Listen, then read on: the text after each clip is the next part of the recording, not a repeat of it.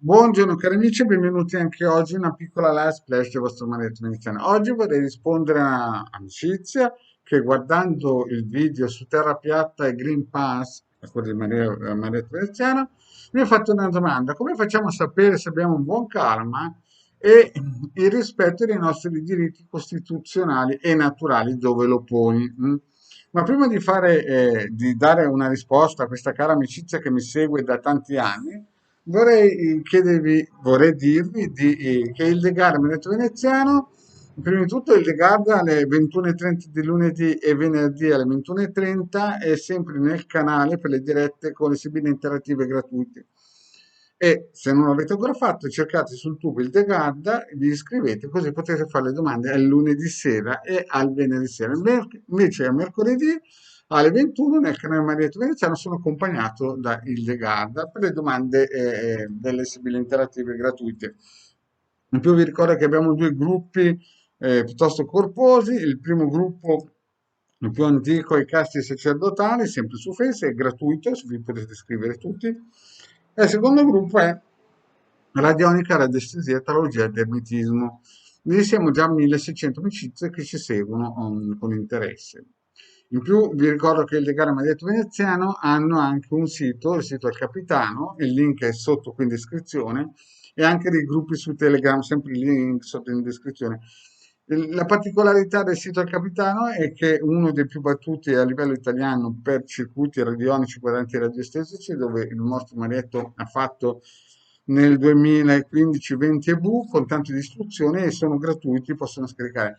Più di 150.000 persone le hanno scaricate, il vostro Marietto ha donato all'umanità più di 2 milioni di circuiti radionici e quadranti radioestetici con tante istruzioni. Vi ricordo anche che con il Decard abbiamo una sezione shop con dei pregiati prodotti esoterici, tra cui anche questo amuleto magico del costo di 150 euro più 10 euro di spedizione. Bene, detto questo pippone, in altre parole, partiamo un po' con la risposta a questa nostra amicizia che ci segue da parecchi anni e puntualmente fa delle domande interessanti. Allora, come facciamo a sapere se abbiamo un buon karma? Io vi parlo per esperienza. Una volta ho conosciuto uno che qualsiasi cosa toccava lo rendeva oro. Purtroppo, no? Era nato con un buon karma e si è fatto, tra virgolette, mangiare dalla materialità. Quindi è nato, buon karma, purtroppo si è giocato male le sue carte. La prossima vita nascerà in una situazione estremamente difficile. E quando dico estremamente difficile, non sto parlando che uno ha i pantaloni corti tutta la vita, sto parlando del paradiso Brissago o situazioni nel terzo mondo estremamente difficili. Quindi ci possono essere dei buoni karma che vengono giocati male. Una volta ho conosciuto una professoressa di sostegno per bambini estremamente, insomma, che avevano bisogno, è nata con 14.200 bovis e se ne andrà con 2.500 bovis, quindi vuol dire che anche se ha il marito architetto con 200 operai, questa signora purtroppo si è venduta alla materialità. Quindi avere un buon karma non è segno che nella vita ci sarà dei santi o delle Madre Teresa di Calcutta e del Padre Pio. Avere un buon karma è una buona partenza, ma poi bisogna giocarsela e ogni giorno svegliarsi gagliardi e prepotenti per tenersi il buon karma, chiaramente, no? Quindi chi bacia le cose diventano d'oro, questo non vuol dire che se questa vita se la gioca male, così poi nella prossima sarà ancora come in questa vita, no? Bisogna sempre, ogni giorno, rifletterci sopra. Chiaramente si può fare anche un'indagine radiostesica per vedere se si ha un buon karma, ma generalmente io, almeno parlo per esperienza personale, ho visto che quelli che hanno un buon karma molto spesso non si rendono conto che se loro sono alti, belli, intelligenti, non è perché sono diversi dagli altri, ma perché nella vita precedente hanno subito veramente cose pesanti. Purtroppo la materialità li ha assorbiti e se li mangerà nel prossimo nel basso astrale. Per chi non sa cos'è il basso astrale, basta che cerca le mie pillole, ne ho fatti 1600 e ne parlo un pochettino di cosa ho visto nel basso astrale. Poi, per parlare dei nostri diritti, i nostri diritti costituzionali e tutte quelle cosine, no? Allora, io parto sempre un po' da lontano perché la gente, secondo me, a parte la terra piatta, le palle del mondo, non si rende conto che la seconda guerra mondiale l'abbiamo persa e nel 90 eravamo la quinta potenza industriale economica. Quindi noi siamo sempre stati nell'ombra di uno Stato che vive di talassocrazia, cioè gli Stati Uniti, e che fonda la sua forza nel il suo diritto di usurpare tutti, nel fatto che ha le porte aeree e quindi con tutti i confetti nucleari può andare da qualsiasi parte del mondo e dire pum pum, se non fai quello che ti dico, praticamente ricordati di Nagasaki e Hiroshima.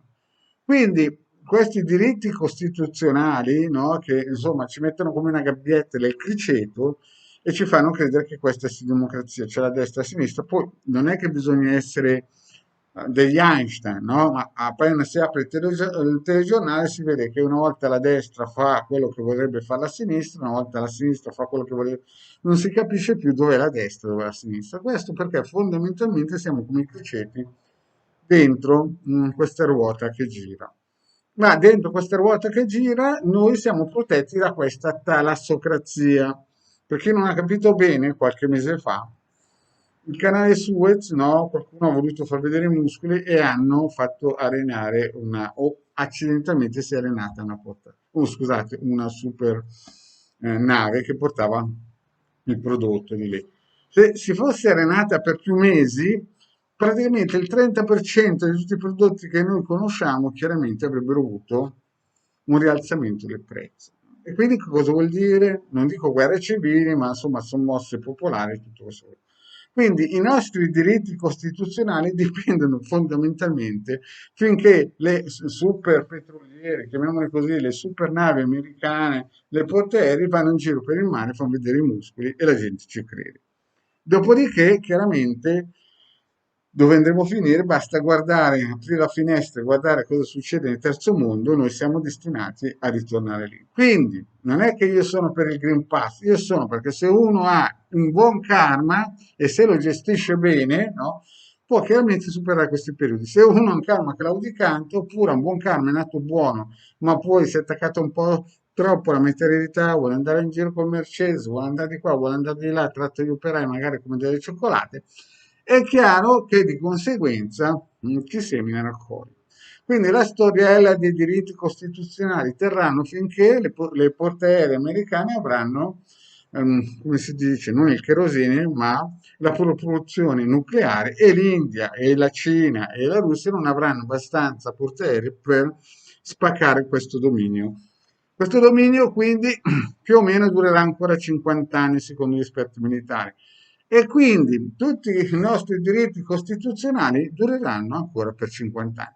Finito questo periodo di illusione di prestigio, no? Di gioco di prestigio, noi cari miei torneremo praticamente nel terzo mondo. Allora, quando il capitano Ierpini da piccolino mi ha fatto vedere che dall'est sarebbe arrivata la guerra e ci avrebbero portati nel Medioevo, io tremavo. Poi dopo mi ha spiegato che sarebbero arrivati i cinesi, ma li saremmo tornati proprio nel preistorico.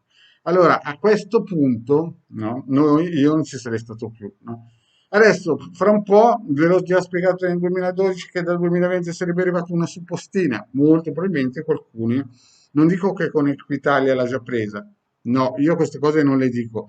E non dico che neanche il Green Pass porterà queste benedette suppostine, io non le dico queste cose, però dal 2020 in avanti sarebbe stato un pochettino claudicante l'Italia. In sintesi, no? Tutti i nostri diritti costituzionali, dalla, come si dice, codice fiscale in avanti, no? Sono sempre sotto quel cappello che si chiama talassocrazia. E noi viviamo in questo grande filmone, no? In cui pensiamo che la destra e la sinistra siano uno contro l'altro, destra e sinistra. Ma nella realtà, finché tiene la talassocrazia, possiamo credere ai diritti costituzionali. Quando la talassocrazia, cioè il dominio dei mari attraverso le forze americane, finirà, cari miei, ne riparliamo. Per il momento accontentiamoci di questo. Chi ha un buon karma può farsi il Green Pass, tutte le punture che vuole, se l'è mantenuto buono, bene, se non se l'è mantenuto buono, come mi diceva mio papà 50 anni fa, io penso ai miei figli, gli altri genitori devono pensare ai loro figli. Quindi se tu mi stai ascoltando, devi pensare ai tuoi figli, non ai diritti costituzionali, ai tuoi figli, perché nessuno penserà ai tuoi figli se non te stesso. Bene, cari amici, grazie di avermi ascoltato. Mi raccomando, il Degada 21:30 lunedì e venerdì sera per le sigle interattive gratuite.